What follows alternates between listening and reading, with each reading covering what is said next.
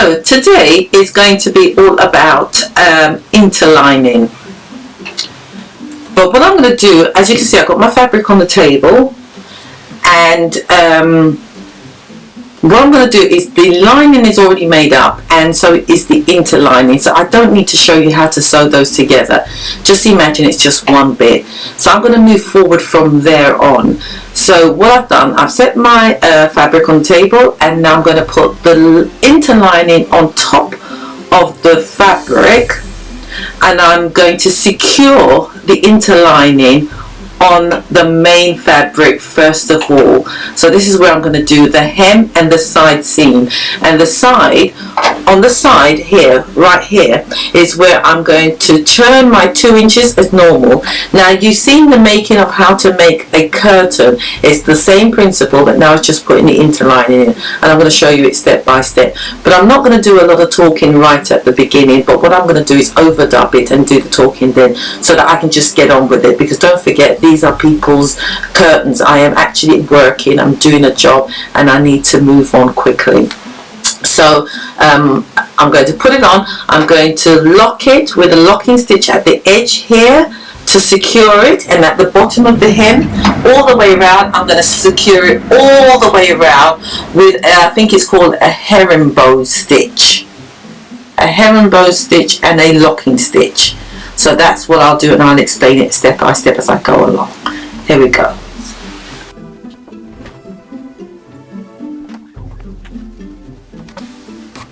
Now what you have to do is to make sure that there's no air bubbles underneath it or on top.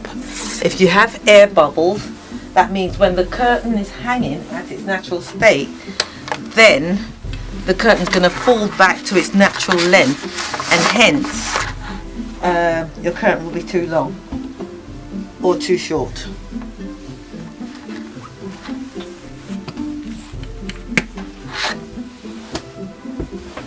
Now here is where I've got a joining right here. So this section here, when I put the lining on top, that is where I'm going to herringbone stitch and attach it to the lining, but I'm not going to do it to the main fabric, because this fabric underneath, it's so delicate that it will show the stitching on the other side, so we don't do that there. So this side here now, I'm going to iron. Let me plug my iron in. I'm going to turn a 2-inch return in at the side here.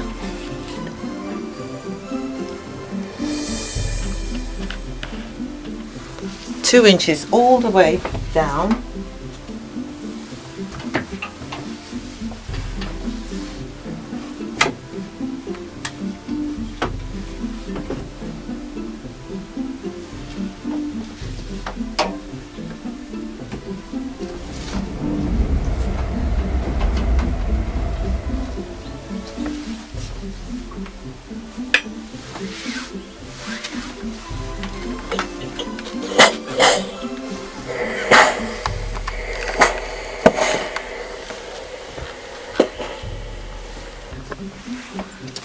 At the bottom I'm going to have a 6-inch hem at the bottom here. So I'm just marking it.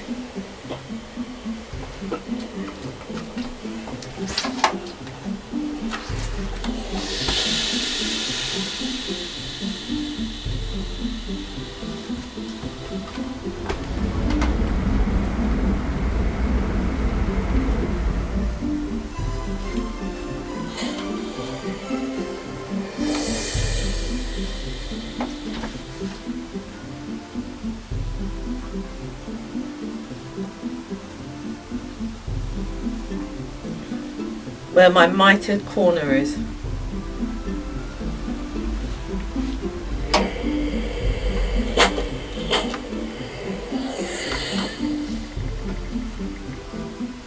I think it's unfair for me to leave the camera up there, but I'm just doing this at the moment, and I'll bring it down and show you.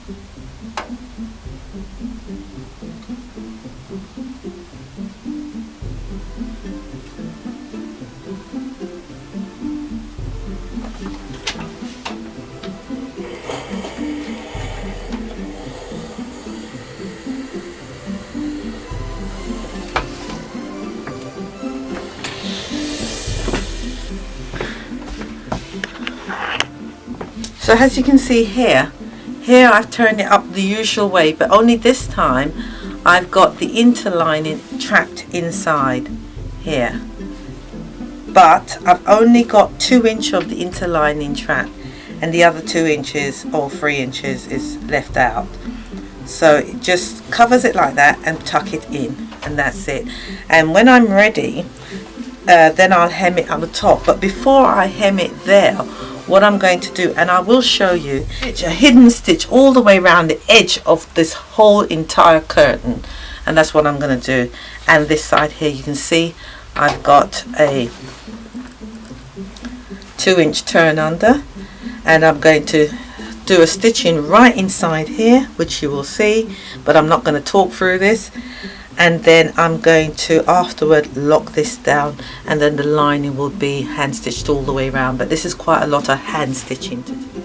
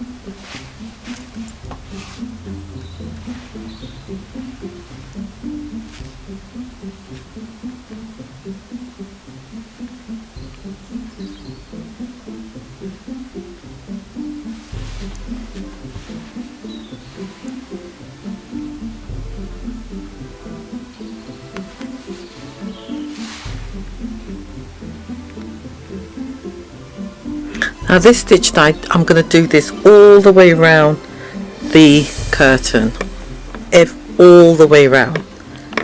So I've got a lot to do, and this is to make sure that it doesn't move. And then when I've done that, I close it up, and then I stitch along here as well. So that first, all the way around.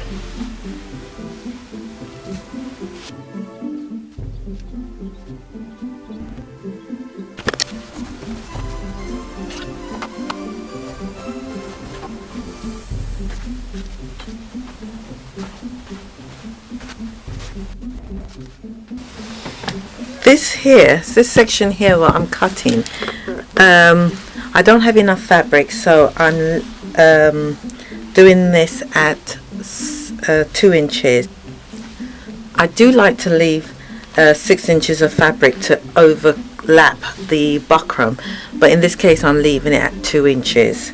So I'm going to do that now.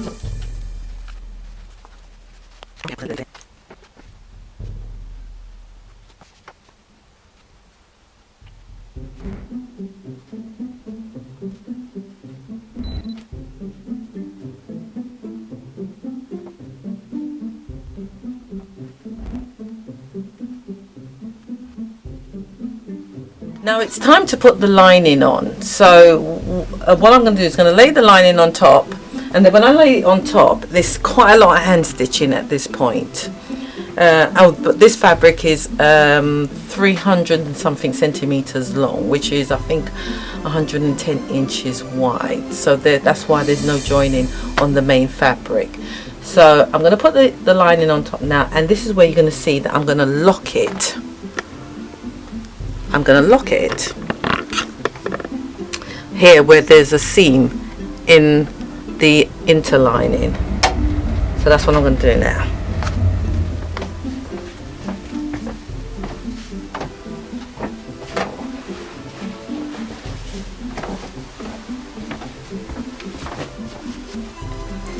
Now this curtain that I'm doing, it's actually, what happened is,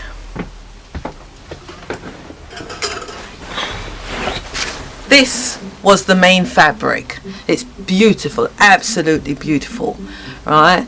And it seems almost a shame to take this off and more or less, according to the customer, throw this away, but it throws my way, so that's good.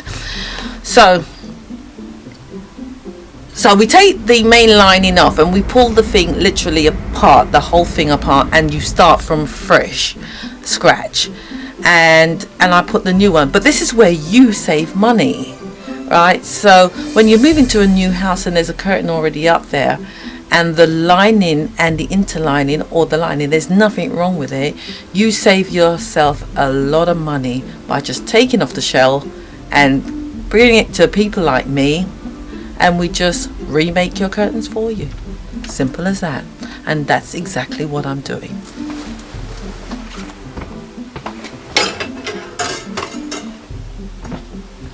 So here we have the lining, and I'm going to put it back into place, and the lining also has a seam, so we're going to put seam to seam, put everything back where it was, and then I've got a lot of hand stitching to do.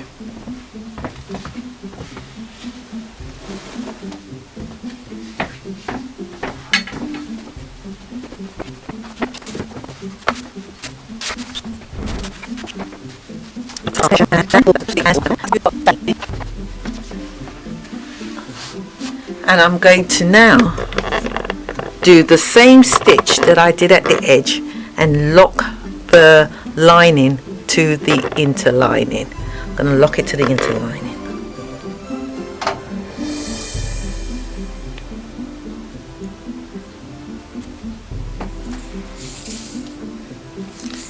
You need enough cotton to go the length.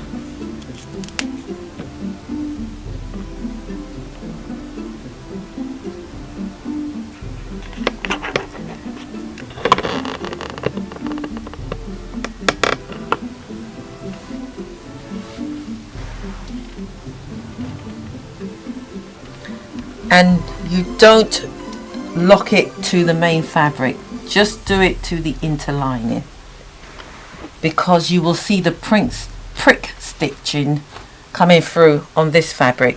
If your fabric is heavier,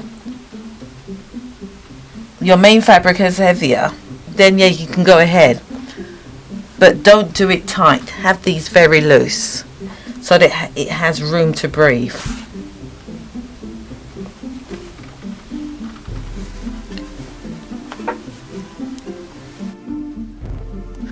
So when the wind blows now, that's not going anywhere. Especially if it's a patio door.